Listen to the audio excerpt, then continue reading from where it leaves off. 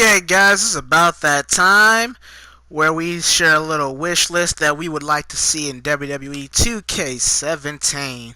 First things first, the first bit of information that we got for the game dropped this past Monday on Raw, where the pre-order bonus was going to be Bill Goldberg, two versions of him, and two WCW arenas. Personally, I could care less. I really don't get the games for pre-orders unless it was something amazing. I mean, their pre-order commercials are nice and whatever, but the person of pre-order subject is usually not really. I rarely even play as them, so what are you gonna do? But alright, so let's start it off. Let's start off with things that they should, or that should, they had but taken out. I don't know. I don't even know anymore. Alright, let's just start. Alright, first things first is special guest referee. Why they took it out? No idea. They did strip this game down to the bare bones minimum. I don't even remember if they had special guest referee in 2K16. I feel like they did. I don't know. But they need to bring it back. That caused for a lot of gameplay elements, especially online, where, people may not, want to fight, but they want to watch a fight, but they don't want to be in the fight, but they, still have something to do so they won't be bored just watching, kind of thing. I don't know. Mostly online purposes. Next up, we have GM mode, or General Manager mode, if you guys don't know what I'm talking about. So, for those of you who do not know what GM mode is, GM mode was pretty much, think of Universe mode, but in this, you were the GM of either Raw or SmackDown, and you would ECW was part of it too. So pretty much it was a calendar year, just like Universe mode, but difference is that you were in charge of one brand, either Raw, SmackDown, or ECW, whichever you want it to be. And the purpose of that was to pretty much beat the other shows in ratings every week. You could buy, release, promote talent as you wanted to, as you saw fit. For those of you who don't like John Cena, for example, I'm not going to get into that. I like him, but for those of you who don't want him on Raw and you're the GM of Raw, you don't have to. You can have Roman Reigns. Oh wait, a lot of you hate Roman Reigns too. I don't know. Tyler Breeze, whoever you guys like. If you guys want some certain people on your show, you want them to be the top of the company, you can do that.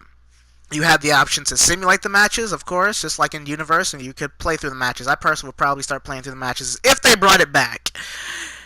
So you do that, you can, of course, have your create a character, and blah, blah, blah, sign them, hire them. They also had, similar to, in the career mode in 2K17, they had, also had popularity, so that I think that would affect how much, they would be worth being paid, and also it would, I think it would affect your ratings boost because of their popularity. So if you have a John Cena, even though a lot of people hate him, his overall popularity would probably be like in the 90s. So it's like you may hate him, but you want him on your show for those high ratings because he's highly popular. Same thing as with a Daniel Bryan or Randy Orton, maybe a Sheamus. I don't know. And their popularity would increase and decrease, would fluctuate, depending on the person they are. So if you had a guy like Finn Balor, you brought him up to the main roster, his popularity would probably be like in the 70s or 80s. You keep using him, you keep promoting him, he'll get up to the 90s and, increase ratings and views for your show, and that's how you beat out the other show and contestants. Personally, I would prefer, after playing Universe mode since 2011, I would very much prefer GM mode. I don't want them to take out Universe mode because people may like it, but I want them to bring back GM mode because I feel it gives you something to work towards. Whereas in Universe mode, you're pretty much playing God, and that it just gets boring after a while. So it just loses its lust and appeal. For example, when it first came out in 2000 and for SmackDown vs. Raw 2011. I played the crap out of it. I got up to year 10. And then as the years go on, I was just playing it less and less. I saw myself. Now I'm barely passing the second year, if I even get to the second year now. So, I mean, it just lost its luster. I mean, for whatever they may have added or taken out or replaced or revamped, I just don't play universe mode as much. It's like I said, I barely get past the second year if I'm able to do that. So, whereas when it first came out, I was on year 10 or year 11. So, yeah, I just like GM mode to be brought back. Give you something to work towards. You have a goal where, it's beating the other companies. And, stuff like that. So, the next thing on the list would be better payouts in my career mode. I'm not too sure if it was the payouts or it was just the price of things in 2K16, but now I feel like it's a huge grind if you want to buy, all of the don't say power ups. I don't all of the abilities, tactics, and whatnot. It the payouts are just atrocious. I mean, you can do a 5-star match back to back for a year straight. Regardless, the max payout you're gonna get is I think 2,500. I think SP. I think it's like special or skill points, and then VC virtual currency is the same payout. I forgot how much that is. I haven't touched it in a while, so I don't even remember. But it's the same. There's a cap on how much the maximum payout is, and that cap sucks.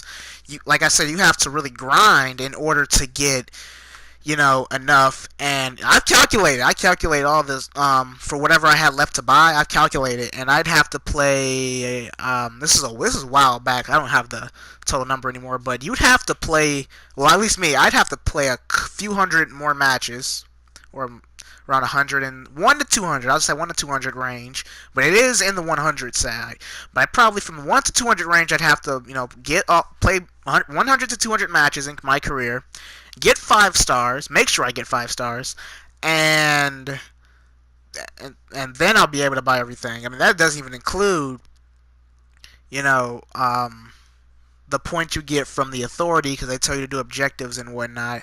But I think some objectives they tell you have to lose a match, and if you do that, I don't think you'll get like a full payout because you lost. But that's regardless. So you'd have to get a 5-star match. You'd have to win those matches. Make sure you win those matches, or else you're not gonna get the full payout. And that gets boring. That is just that is just headache on headache boring. And it just at the end of it, it's like, just why? There's no point to it at this point. Whereas in 2K16, I think the payouts were better or the cost of things were lower. I'm not sure. I don't even remember. But I do know that I was able to buy everything in a fair amount of time and within reason. And I was able to buy everything, and it was fun. Now it's like, I buy one thing, and then all of a sudden I'm broke after buying one thing. Then I have to play like 20 matches just to get this next high thing. Then I'm broke. Then I have to start from scratch. It's just at a point, it just got to a point where it just wasn't even worth it anymore. Next up on the list is more entrance options, or entrance animation options, or whatnot. This isn't anything to do with the entrance setup that they have, like the create an entrance and whatnot. This is more to do with the options and of availability there are, because before 2K took over THQ, when they were the publishers, all entrances were in the game, regardless of that person was in the company or not. So a person like Jeff Hardy, for example, his entrance was in the game, as well as his brother Matt Hardy, and a handful of other legends or people like Shelton Benjamin or Charlie Haas and stuff like that. Those people's entrances, they haven't been in the company in years, but their entrances and everyone else's entrance were just powered on within the create an entrance menu, so you have a variety of options. Now, since 2K took over, the only entrances that you can choose from are the entrances of the people who are currently in the game. Not on the roster, but in the game. And, I mean, how hard is it? I mean, not even as, like, some update DLC where it's like, okay, we did some mocap for these entrances, we're going to give them to you for free, because they're entrances. I mean, come on. And they should at least do that. But no, they don't have that. So, the full creation experience isn't there, especially for people who do some really good, duplicates and on par creations of certain wrestlers. It's like, all right, I made this wrestler, but their entrance isn't in the game anymore, so I have to give them something that's similar to theirs or something generic, and it kind of loses its awe and appeal, because I like watching entrances. Some people don't, but I'm one of those people who do. And it's just not, it doesn't feel as authentic if that person's entrance isn't in the game anymore when it was in the game. So it's not like it's impossible or there's some kind of rights issue or anything, because that's not the case whatsoever. It's an entrance. It's just movements that anyone can do, or just bring it back from the old game. That's all you really have to do. Just import or re-mocap it if you need to update it or whatever, but just do it, copy, paste on the game, there it goes. Or have it as free, not paid for, free DLC update. That's it. I don't see how hard that could possibly be. Next up is Road to WrestleMania. I don't know about you guys, it's just my personal opinion. I am tired of the relive this moment from back in the day. I get enough of reliving moments. I mean, you have the WWE Network where you can relive moments. On TV, they show you those moments an awful lot, especially when they have some kind of new DVD promotion going out, and they show you, especially because I've got a handful of wrestling DVDs. Majority of those events are on, because I have the best of Raw and SmackDown DVDs, and then I have like personal DVDs such as Stone Cold Steve Austin's and stuff like that. So there's a good likely chance that a moment or a match from Stone Cold in his DVD will be in the Best of Raw and SmackDown DVD, or a moment where like the beer truck with the Zamboni or something like that.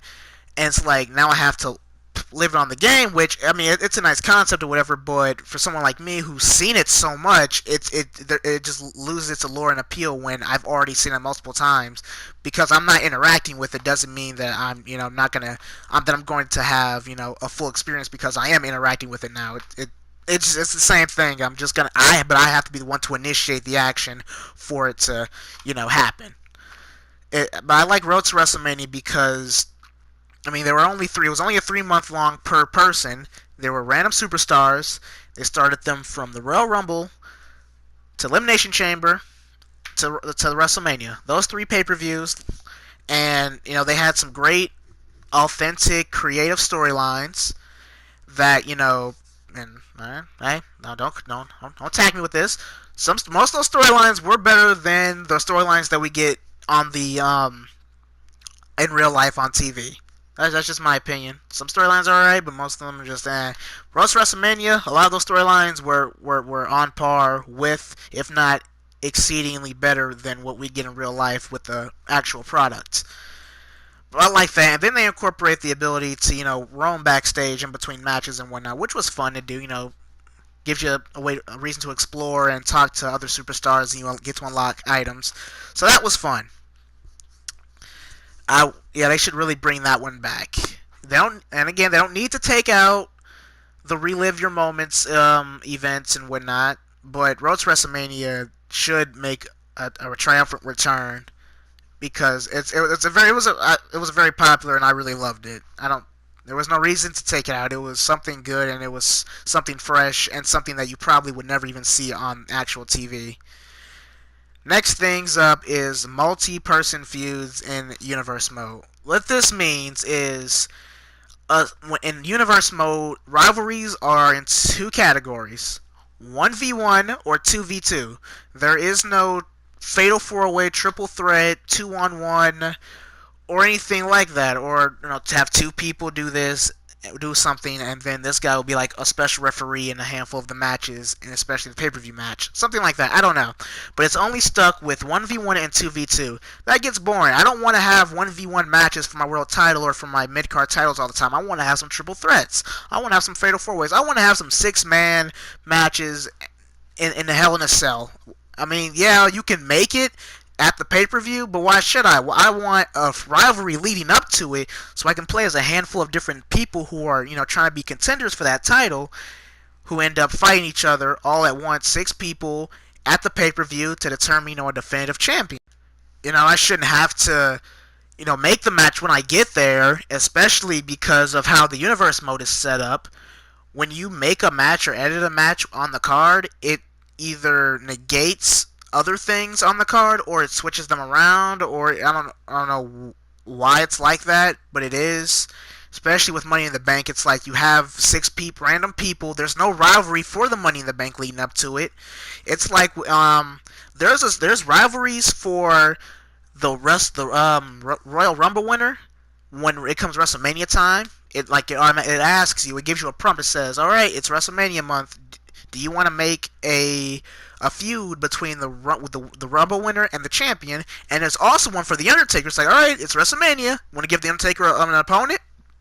It should be the same thing for Money in the Bank. I should be able to choose 6 people to fight each other and whatnot, leading up to Money in the Bank, where I can have one of those 6 win it and go on to cash in whenever I see fit. I shouldn't have to choose from a random variation of 6 people, or there should be something like, okay, it's gonna be random, but it's gonna be the top.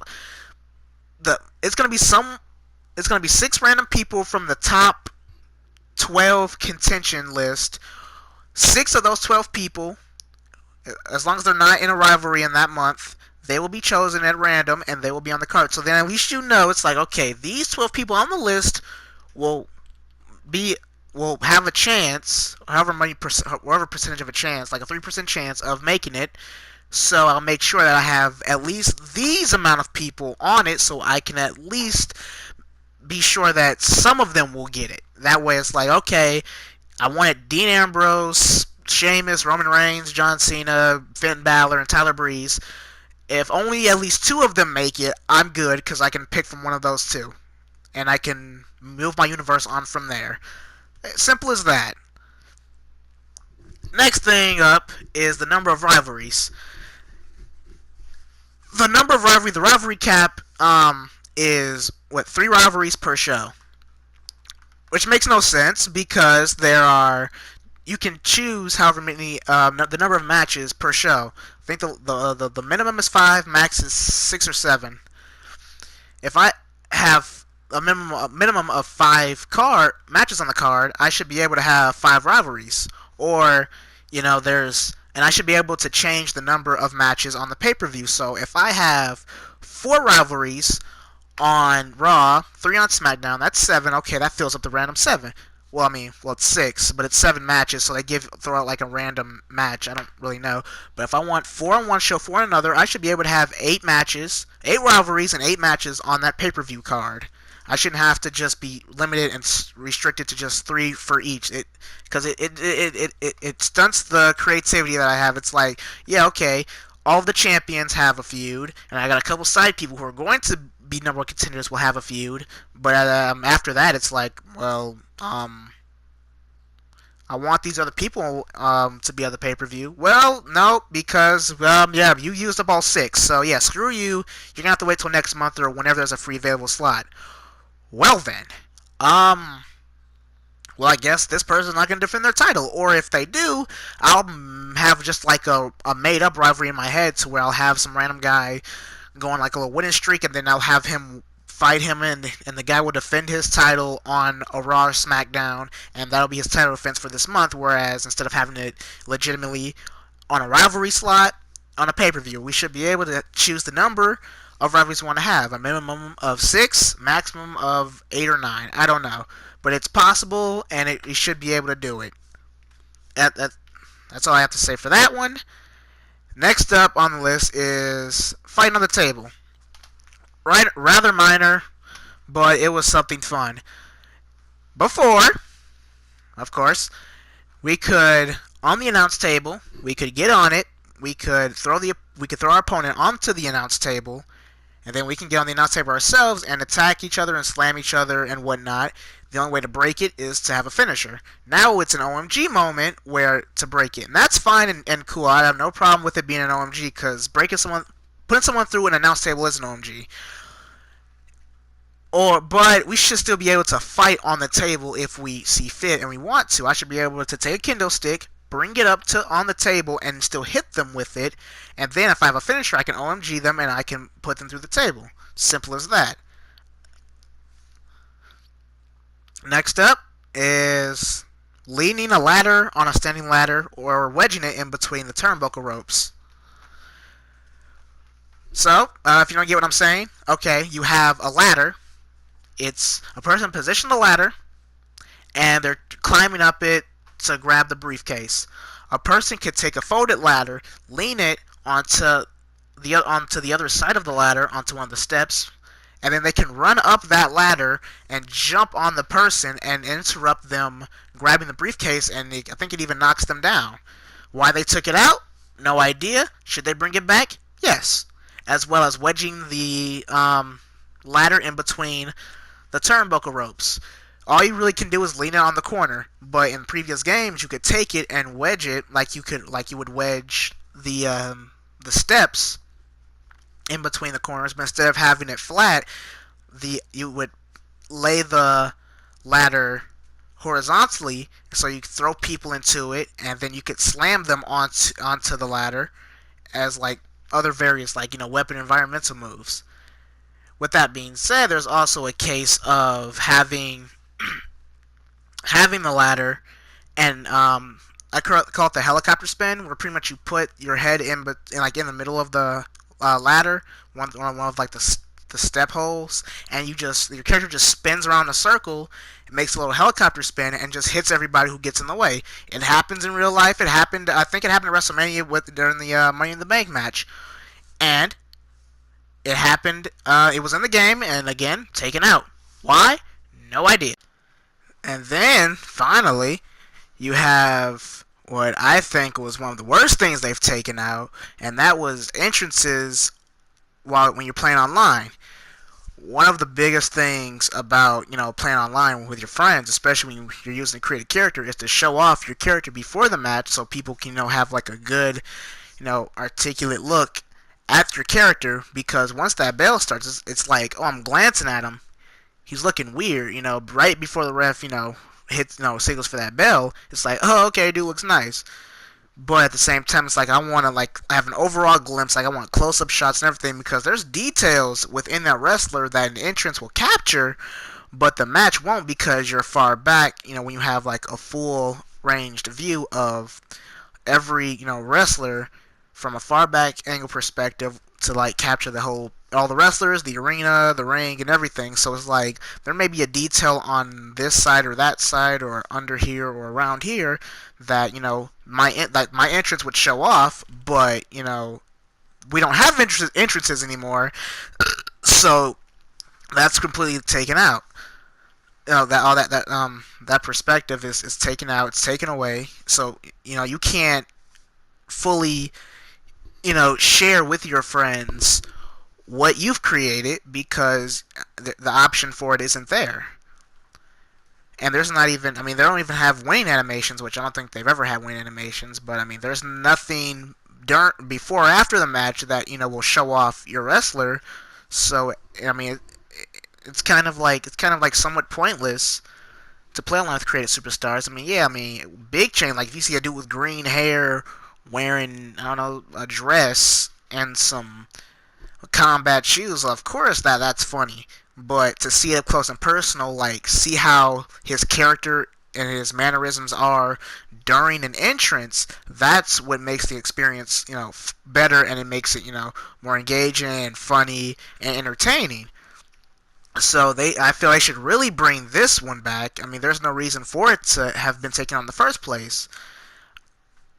There's nothing. You could say for any reason, you could have offensive content in there or whatever, or a song's copyright, but songs were never even allowed to even be online in the first place. You just hear just the arena, you wouldn't hear your song. So there's no excuse for that. So that concludes my wish list for WWE2K17. I'm sure there's a lot of other things other people would want to have. Those are just a handful of things that I would like to see back, especially if they've been in the game before. So we'll see if they listen to the fans and the community and see what happens. So G Jedi, peace. See you guys next time.